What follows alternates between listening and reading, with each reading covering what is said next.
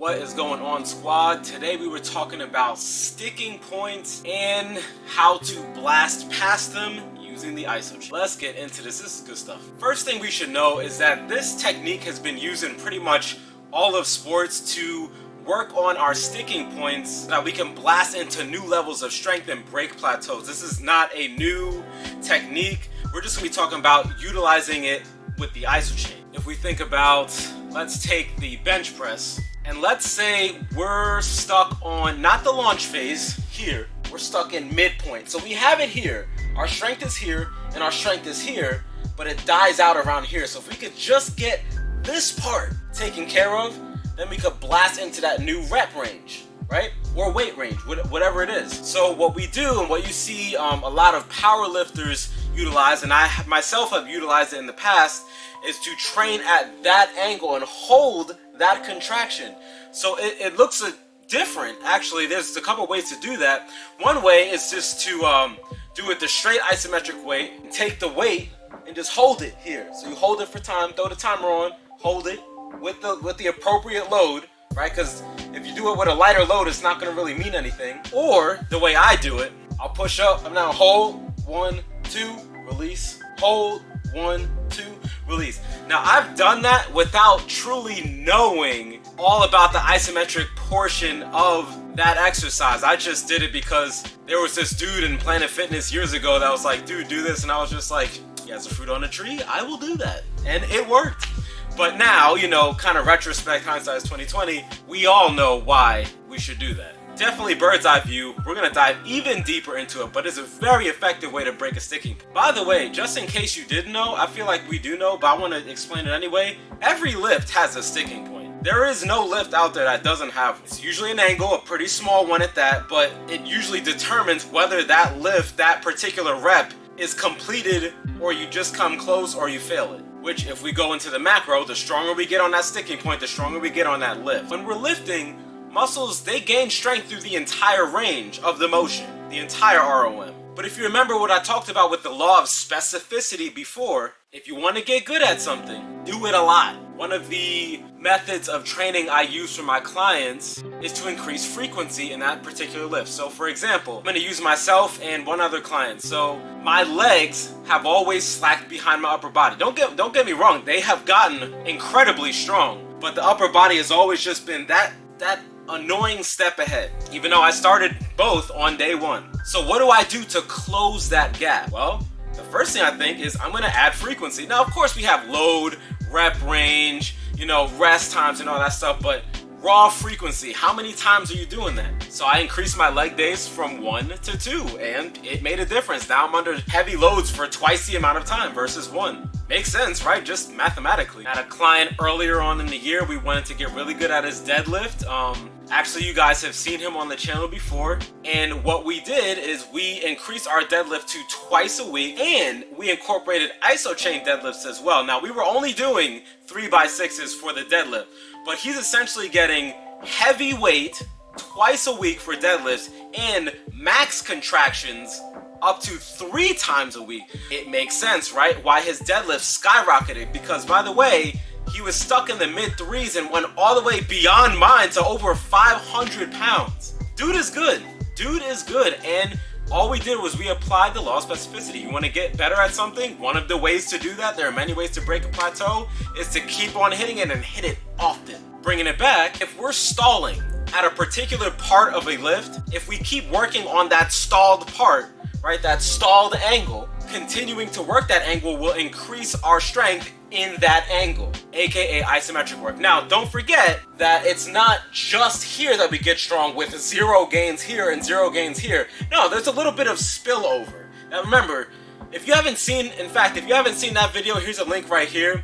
Go ahead and check that out. It's very important to know about angle specificity and the spillover radiation effect that we get here, here, and here. If we work here, we're going to get gains here, and here just won't be as strong as here, but we do get gains here and here, just to cover that. Verkhoshansky states that using the Isochain to dominate sticking points offers a greater potential than dynamic exercises for visual and kinesthetic cues to to hold any given position. This gives isometrics a distinct advantage for studying and correcting errors. What I've been telling you, using the Isochain in conjunction with the weightlifting it's just a wicked combination. Physically, but let's not even forget the mental boost, psychologically knowing that you got it at that weight. Imagine the physical, the confidence you're gonna have on a lift, knowing that your sticking point is taken care of. What do you think is gonna happen? So you're gonna go through the phases of the lift and then just here's the sticking point, woo! So if we're stalling on a heavy lift, like take for example, I'm gonna use another personal one. So the squat. So believe it or not, my sticking point isn't the bottom. My sticking point is midway, kind of like the bench press example I used earlier. So I can come all the way down to parallel, fine. My glutes are strong enough to give me the launch I need off the bottom, but then it just runs out, boom.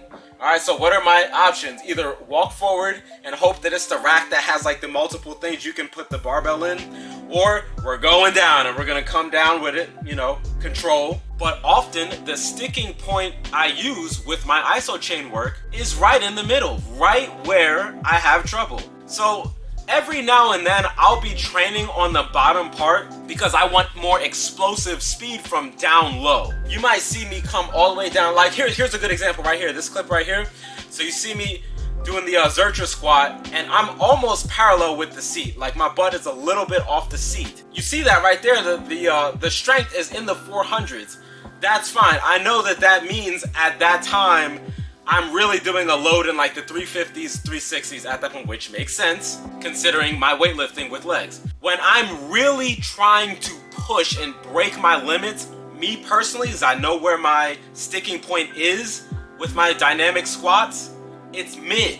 It's mid, so it's a little up like this. That's where my problem is, because it's right around here where my quads start to give out and it starts to go to other places like my glutes, and it gets overloaded and it's just like, oh, we're going down. This is a beautiful product to use for blasting through sticking points if you're a hybrid weightlifter like myself, or if you're just a weightlifter and you just want to use the Isochain only for sticking points, which is still a very valid and I'd say effective way to use the Isochain and money well spent. But once you have that like mentally, how could you not be confident on your next lift? When you not only you see the number on the Isochain matching what you're doing, remember absolute strength is always higher than 1 rep max. So the Isochain number will always be higher at that chain link that corresponds with the hardest part of that lift. Does that make sense? If you haven't seen the video on absolute strength, it is very important to know the difference between absolute strength and 1 rep max, because your numbers on the Isochain will always be higher,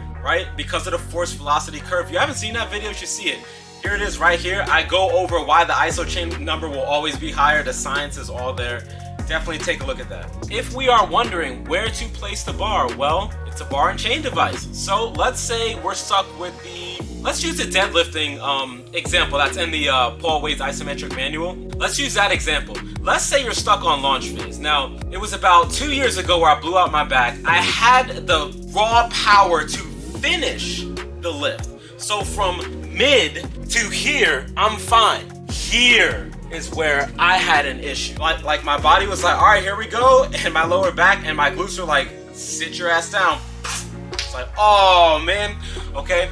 So looking back in retrospect, I know all the problems that I had. 1, my core was not strong enough to pull that off. 2, my glutes were not strong enough to pull that off. And 3, I should have worked on my sticking point. And side note 4, I should have checked my ego at the door. 505 was tough. I should not have went for 515. My mistake, whatever, we've learned. Going back in time, what I would have done is just use the Isochain if it, existed back then. I would use the Isochain, set up the custom Isochain deadlift. If you haven't seen the custom Isochain deadlift, here's a link right here. Lots of links to this video. Check that out. That's important too. I use the custom deadlift because that's exactly where I got stuck.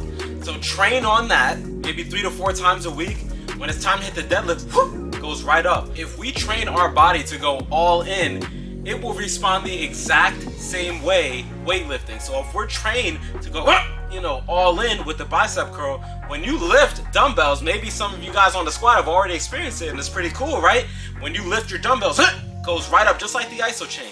Our bodies, we are designed to keep everything as simple as possible. So it's not trying to compartmentalize Isochain work with weightlifting work. So it'll go up exactly as explosively as with the Isochain in the weight room. Another beautiful transition and a fantastic one for using it for blasting through sticking points, like what I'm about to show you now. Well, not show, explain. I don't know why I said show. Why did I say that? So now using the Isochain, I'd blow right through that sticking point and go right to the part where my body's like, oh, I got this now. Because looking back, you know, I was lifting a lot of weight at Planet Fitness for deadlift. I mean, it was well over 500 pounds. But remember, with the deadlift at Planet Fitness, you are starting a lot higher, right? So your launch phase is you get to cheat a little bit. So that's why I skipped right to the part where my body's like, oh yeah, I can handle that. But I wasn't training with the barbell. So my launch phase off the floor was trash until I got to that part where I trained at Planet Fitness. And then it's like, oh yeah, I remember this. Goes right up, boom, goes right back down. Everything's totally fine. So I'd use the Isochain as a sticking point blaster and really rev into that for, honestly, I'd probably do a 6x6. But if time was limited, I'd do a 1x6 daily. That's all you gotta do. Watch as that weight goes up. Now, safely, you know, work your way up to it. But it's a fantastic plateau bust. A few weeks of that, try it if you haven't already. In fact, NoLimitSquad members, if you've tried this, I want you to comment down below what your experience has been with this, using the Isochain as a plateau buster at that specific angle for a sticking point. I just like to know these things, and it would also be helpful for newcomers to the squad too, just to hear your experience with it. Last little fun piece of information, like a little caviar cherry on top. Soviet researchers found that a lift will keep moving a few degrees after the muscles begin to fail. So what's that mean? Start slightly below the sticking. They'll go right past. I don't know why I thought about this, the freaking Mario Kart thing on the ground where you just, I don't know, I'm a gamer in the past. But anyway, what are your thoughts? Was this helpful for you? If you found value, go ahead and drop a comment in the comment section below. Go ahead and drop a like as well. Thank you for watching. And if you're not yet part of the squad, you should hit that subscribe button. Come join the squad with us. There's new videos literally every week, in which we'll see you in the next one. Peace. Now, don't forget that it's not